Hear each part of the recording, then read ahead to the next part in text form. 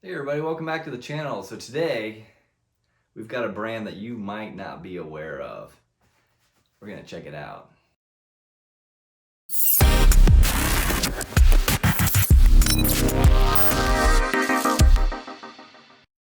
You might recognize this subwoofer from a video that we previously did. If you haven't seen it, there's a link in the description. You might want to check it out. This is a killer subwoofer. But today we're going to be looking at the NBM1000.5. I found this amp for under $400 at ProdigyAudio.com. And this is a 5-channel amp in the NBM series, which is their micro amp series. And as you'll notice, this thing is quite small. We're looking at 12 inches by about 5 inches deep. They call this a full range digital 5-channel amp. Channels 1 and 5 are stable to 2 ohms. And they are rated at 100 watts by 4 at 4 ohms and 130 by 4 at 2 ohms. And the subwoofer channel is rated all the way down to 1 ohm, where it's rated at 500 watts. Standard terminals here. Looks like we've got about 4 gauge ground and power, and also about 10 gauge on the speaker wires. This side is all of the business. So because it is a small amp and everything is all on the end of the amp, all the inputs, the RCA inputs, connect into the amp this way, which, you know, you got to do what you got to do. There's only so much space. You can see there's a lot going on this end of the amp. So one of the things that I do like about this amp that's kind of unique is channels 1 and 2 have a high pass filter, but channels 3 and 4 can be a high pass filter or a band pass filter. So if you're running a 2-way like front stage on this thing, you can run it that way, which is super cool.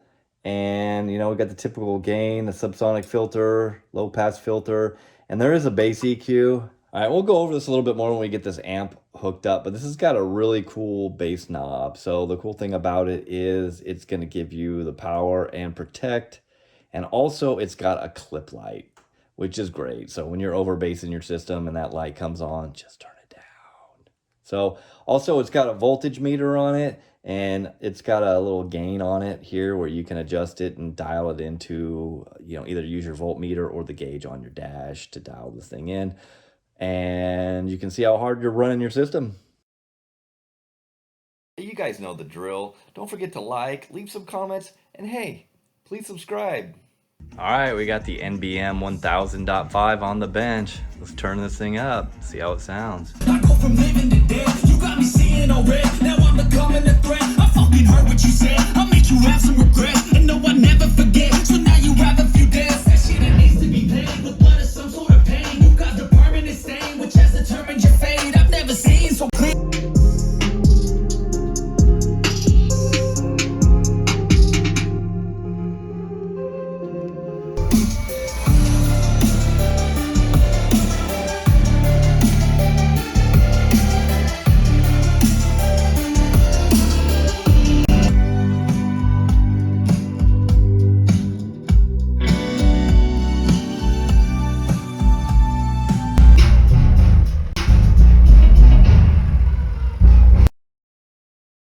We're going to be testing the 4 channels rated 100 by 4. All the channels, including the subwoofer, are loaded. It's a 1 kilohertz sine wave.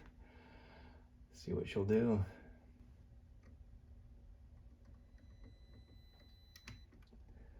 Looks like we got 81 watts. All right, let's see how much power this thing makes at 4 ohms dynamic.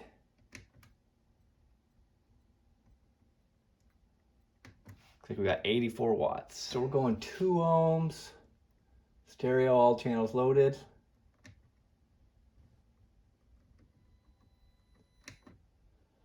Looks like we made rated power 133 watts. So we got the sub channel wired to 2 ohms, and this flashing light here is the voltmeter. I can see it, but you guys can't. We'll address that in just a minute.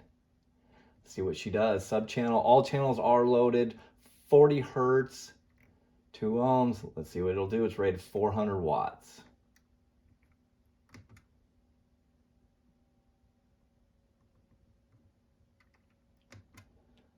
Looks like we got 429.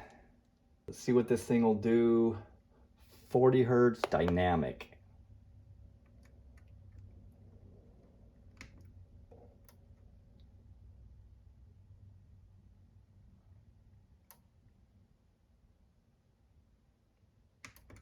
Wow, looks like we got 536 watts.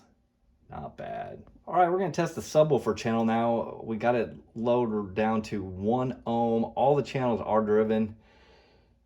Load it up, see what she'll do. Rated 500 watts. See if she can beat that.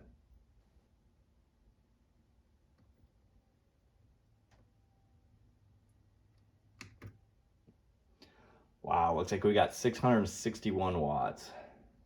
Let's see what this thing will do dynamically.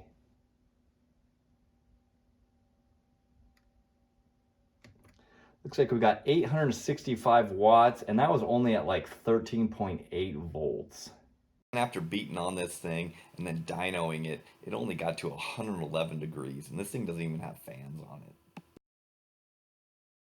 All right, well, I think this thing did pretty well on the dyno, so I thought you'd take a look inside. I'm not sure how you get 5 channels of output with this few components. I mean, this thing's tiny. This thing is little. It is impressive. I want you to know these things are made in Korea, not China. And over here, we have its big brother, little brother, I don't know, but this is a 1200 watt monoblock. And we're not going to show you that. We're going to save that for next time. So what do you think? I'm pretty damn impressed for this little thing. So obviously this thing did its rated power. So it's rated 100 watts times 4. We didn't rate it, test it at 4 ohms mono, because no one's going to probably run it at 4 ohms mono. But for some odd reason, we only got like 85 watts or 81 watts times 4 at 4 ohms. But then we got the rated 130 at 2 ohms. So I'm going to give this thing a pass on that. But on the RMS power, at 2 ohms, they rated at 400 watts. And we got 436. And at 1 ohm, we smashed it, right?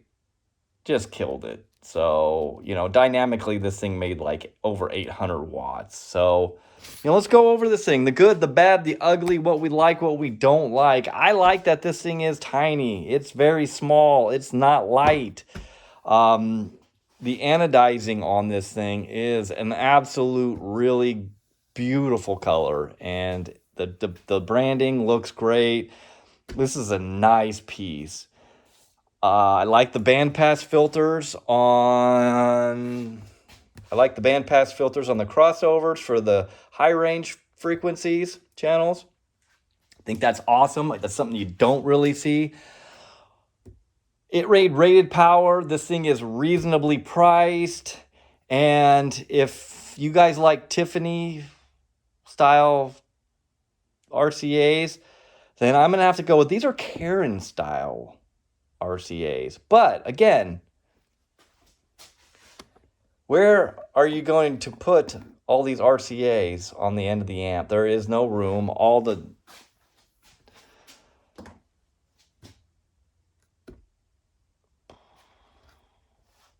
So the Achilles heel is also one of the best features of this entire amp. This bass knob is great, okay? This thing is really, really cool. Got all the features you need in a bass knob, except for the fact that it is so damn bright. Like at night, it looks like the police are in your car. So it's pretty cool. And I don't mean the band police. So anyways. So yeah, I'm totally impressed. Prodigy Audio is really knocking it out of the park. And I'm going to let you a little history on Prodigy Audio here. All right, so a lot of you might know Eric Stevens. He's been in the industry for a long time, speaker designer. He's the one responsible for the subwoofer down here. That is just an amazing sub. If you haven't seen the video I did on it, we did it in a shootout against a JLW6, and it just killed. The thing is an awesome sub. Price on it is killer. And so, you know, this is a car audio company, people that have been in the industry for a long time, not just a bunch of fly-by-night stuff, selling a bunch of Chinese Alibaba garbage with their name on it. This is some honest, good equipment that's reasonably priced, that punches well above its weight. And, you know, I've had nothing but good luck with it. In fact, that subwoofer test, that 1200 watt monoblock has powered every amp in that test. So anyways, go to their website, check them out. The prices are good. I know they have some dealers, so you might want to check them out too. But anyways, we'll probably have a few more things to come from these guys. We do have that monoblock. When I'm done doing the subwoofer test, I am going to dyno that thing. I'm curious to see how much power it actually makes. You know, it's rated at 1200.